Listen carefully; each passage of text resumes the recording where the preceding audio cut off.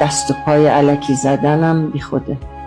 یعنی آدم طول میکشه البته این آدم متوجه بشه ها. من اینو خیلی دوست دارم به بچهای جوان‌تر از خودم بگم که برای هیچ چیزی بی خودی پرپر نزنید. هر چیزی که باید اتفاق میفته واقعا، ولی این آدم دیر متوجه میشه.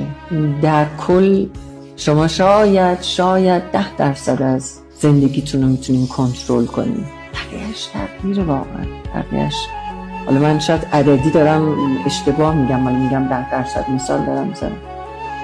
میخوام بگم همیشه قادر نیستیم همه چی کنترل کنیم. اصلا کنترل به نظر من چیزی بیخودی. یک جمع نکوشیده رسیدند به مقصود، یک عده دویدند و به مقصد نرسیدند.